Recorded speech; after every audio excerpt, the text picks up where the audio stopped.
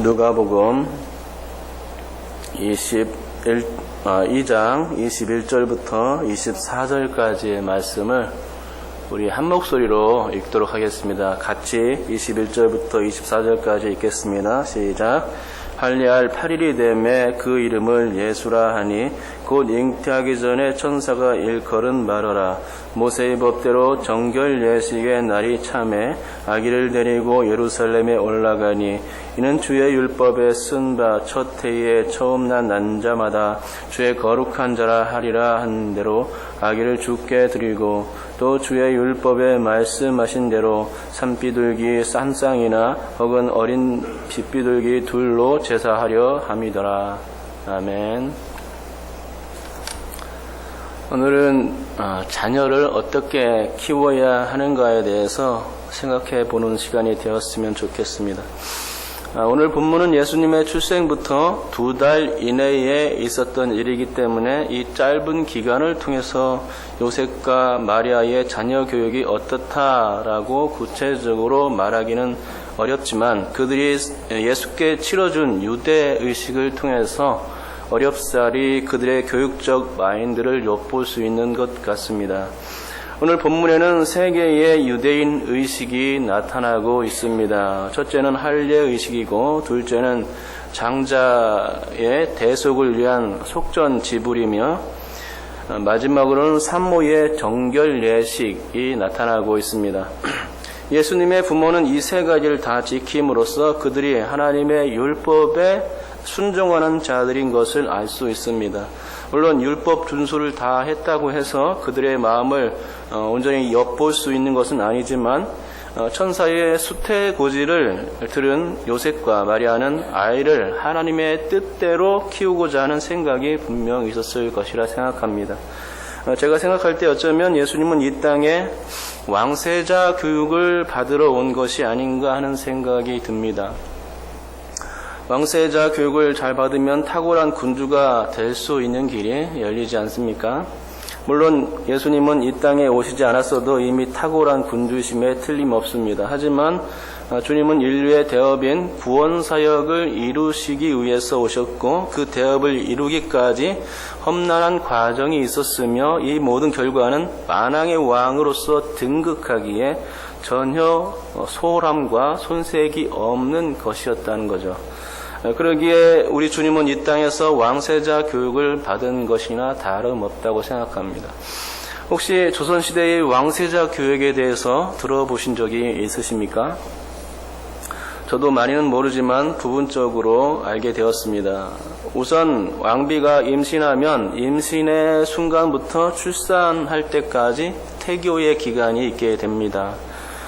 임신 3개월, 임신 5개월, 임신 7개월 등으로 기간을 나누어서 태교를 했는데 왕비는 별궁으로 옮겨 본격적인 태교를 시작했다고 합니다. 단 것을 피하고 항상 가야금과 거문고 연주를 들어야만 했습니다. 동백길은 꿀, 살구씨, 계란으로 머리와 피부를 가꾸기도 했다고 합니다. 내시와 상궁이 번갈아 밤낮으로 천자문, 동몽선습, 명심보감 등을 낭독해 주었다고 합니다. 고기 반찬을 피하고 아침 식전에 순두부를 먹기도 했다고 합니다. 순두부 좋아하십니까? 저도 좋아하는데. 왜냐하면 콩 음식이 태아 두뇌 발달에 좋다는 이유 때문이라고 합니다. 왕비의 처소에는 십장생도라는 병풍을 쳤고 또 태교를 위해 왕비는 십장생도 자수를 하거나 장차 태어날 아기에게 입힐 누비옷을 직접 바느질했다는 것입니다. 참 재미있지 않습니까? 조선시대에도 태교가 있었다는 사실에 깜짝 놀라게 됩니다. 태교는 음악을 들려주는 정도가 아니라 왕비에게 있어서 완전히 중노등과 같은 시스템 같아 보입니다. 하기야 나라를 다스릴 군주를 키우려면 그 정도의 어려움은 견뎌내야 한다는 인식은 있었을 것입니다. 또 아이가 태어나면 유교 경전 교육부터 덕성 교육과 예체능 교육 등 소홀함이 없었다고 합니다.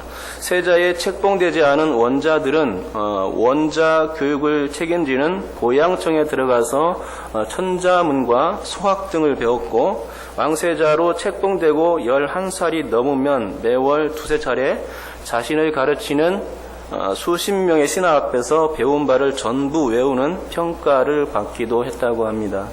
또 왕세자가 편식하거나 비만해지면 이를 관리하지 못한 내시들은 문책당해야 했고, 특히 아침을 걸으면 학습 진도가 떨어진다고 해서 내시들이 초긴장 상태였다는 것입니다. 하지만 여러분, 요셉과 마리아의 교육은 그렇게 강압적이지 않았습니다. 하늘의 하나님께서 요셉과 마리아를 다그치는 일도 없었습니다. 왜 왕세자 교육을 똑바로 안 시키느냐며 뭐라 한 일도 없었습니다. 왜냐하면 그럴 필요가 없었기 때문입니다. 요셉과 마리아가 아주 잘 해냈던 것이죠. 그리고 하나님께서도 유대인들이 지키는 율법의 테두리 안에서 예수님이 잘 자랄 수 있도록 이끌어 주셨습니다. 물론 이것은 부모를 통해서 그렇게 한 것은 아니죠. 외부적 간섭을 통해서가 아니라 육신의 부모들의 마음을 주장하심으로써 올바른 양육을 할 수 있도록 도우신 것입니다. 그러니까 이것은 하나님만 하실 수 있는 교육 방법이었습니다. 아무튼 요셉과 마리아는 하나님의 말씀에, 아니 토라가 명하는 율법에 아주 충실한 사람들이었습니다. 토라는 모세 오경을 가리키는데 유대인들은 이 율법을 사모하는 사람들이었습니다. 토라를, 모세 오경을 아주 사랑했습니다. 요셉과 마리아도 그랬죠. 그들은 아들 예수를 키우는 데 있어서 율법에 전혀 소홀함이 없도록 그렇게 키워냈던 것입니다. 그리고 율법대로 행하고 가르치기를 힘썼던 것을 보게 됩니다. 그걸 알 수 있는 말씀이 오늘 본문에 나와 있습니다. 21절에 할례할 8일이 되매가 그렇고, 22절에 모세의 율법대로가 그렇고, 23절에 주의 율법에 쓴 바가 그렇고, 24절에 주의 율법에 말씀하신 대로가 그것입니다.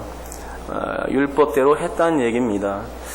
할례는 창세기 17장에 나온 말씀이고, 장자의 대속은 민수기 18장에 나오는 말씀이며, 산모의 정결 예식은 레위기 12장에 나오는 말씀인데, 이 토라에 나오는 말씀, 모세 오경에 나오는 이 말씀들을, 이 세 가지 의식들을 행함에 있어서 그들은 절대 소홀함이 없었고 이 율법을 온전히 따랐음을 알게 되는 것입니다. 그러면 부연 설명을 위해서 요셉과 마리아가 행했던 이 세 가지 의식이 어떤 것인지를 잠깐 설명해 보겠습니다.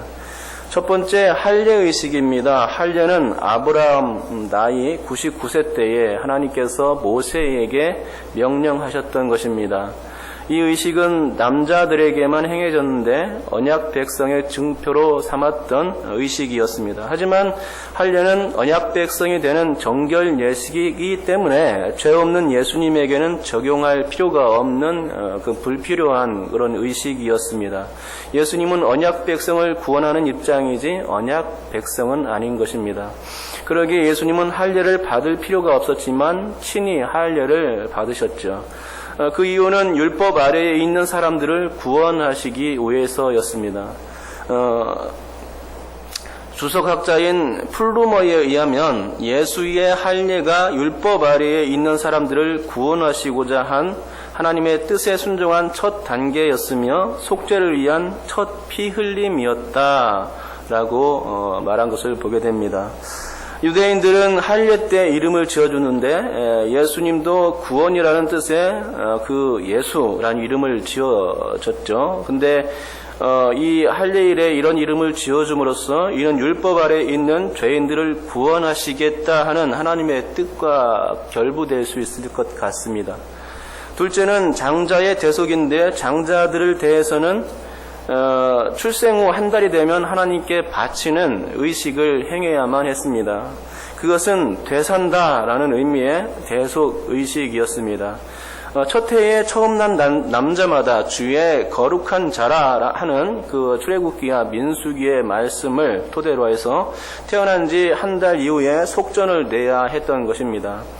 원래 장자의 대속의식은 출애굽할 때 10번째 재앙인 초태생의 죽음과 연관되어 있습니다.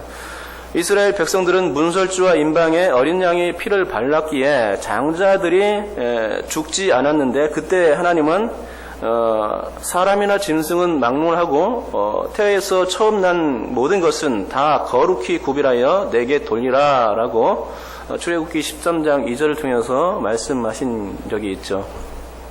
그런데 이 초태생의 짐승은 제사로 드릴 수가 있어도 사람은 어떻습니까? 인신 제사로 드릴 수 없지 않습니까? 그래서 장자를 대신하여 다른 것으로 대속하라 하셨고, 성막이 만들어지고서는 이스라엘의 모든 장자들 대신해서 레위인들이 여호와께 구별되어 성막에서 봉사하게 된 것입니다. 또 민수기 3장에 보면 레위인을 계수하는 일이 있었는데, 이렇게 계수된 인원이 이스라엘 전체의 장자들보다 273명이 더 많았습니다.